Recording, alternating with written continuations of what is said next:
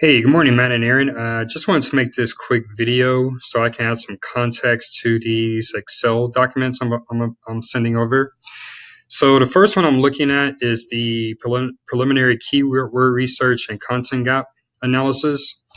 So basically two sheets here. For this first tab, I'm listing all of the keywords that they're currently ranking in the top 100 for.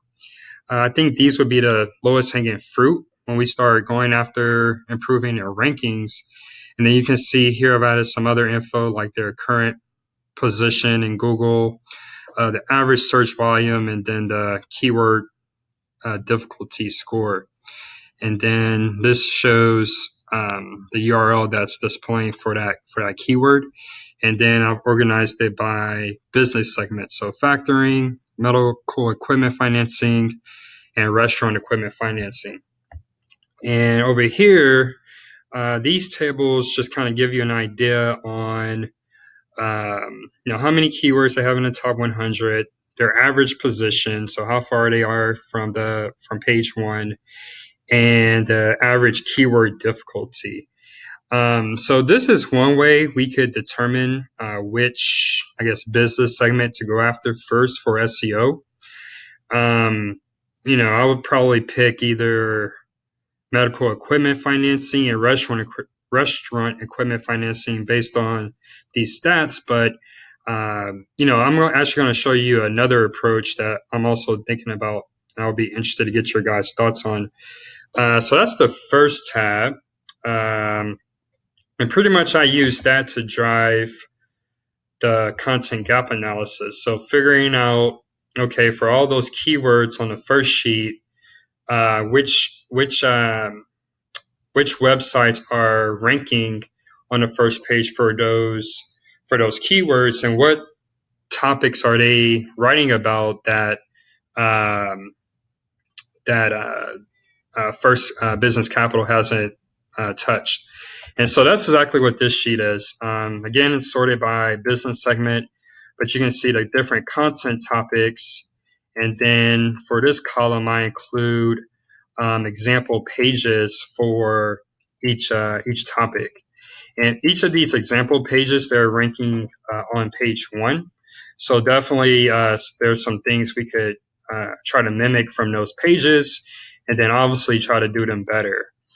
So I won't go into detail about each page. That's for later. But just wanted to give you kind of just a good overview of what these sheets are telling you. So for this, you can see that there are several factoring articles.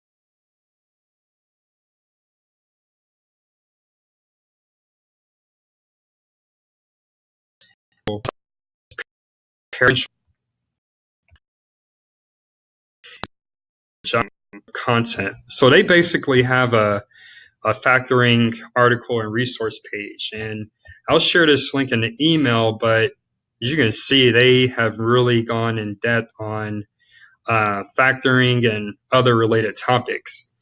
And I'm thinking this is, if it's feasible, this is something we could try for our client. I don't think it has to be this detailed, but maybe instead of, going the general route, we can really be more industry focused. So factoring for restaurants or factoring for medical equipment companies, and really go into detail on those particular industries. And I think for that reason, it might be a good idea to go after the factoring business segment first, because even though it doesn't have any as much search volume, if we start writing out those articles and then we get industry specific, in those industry articles, we can really, we can use some different keywords or key phrases that would help us rank for medical equipment financing and restaurant equipment financing. So it's not quite killing two birds with one stone, but we're basically having a cross benefit across different business segments. So that's my approach. I think that would be the better approach. But again, We'd love to know your guys' thoughts. Other than that, I'm trying to think if there's anything else for this sheet. Oh yeah, so if we were to do a resources page, I definitely think we want to structure our content based on a silo. So if you guys aren't familiar with that, basically it's just a way to organize your content so that it's easily crawled by Google and that authority flows easily due to top of the silo due to the bottom. So this image is a pretty simple example, but let's just go through this. So let's say, so you have your home page and then you have your silo page. So let's pretend this box is financing, or I'm not financing, factoring. And then under that box, you maybe have different industry specific factoring pages. So we can think of our main factoring resource page as this box, and then we can link down to different industry specific factoring pages, and then even under those industry specific pages we can have some supporting pages. So typically the formula is one pillar article and then 4 or 5 of these supporting articles. So that's the route I recommend. We can take a look at the content they already have and see what can be repurposed, but once we start doing the backlink campaign, if we point a backlink to the factoring article, that authority will flow down through to the industry related articles and the supporting articles. So again, I don't think that's something that you should present to them at, but I just wanted to give you an idea what I'm thinking moving forward. Okay, that's the keyword research and content gap analysis. So just moving over to the outreach templates. So this is pretty straightforward.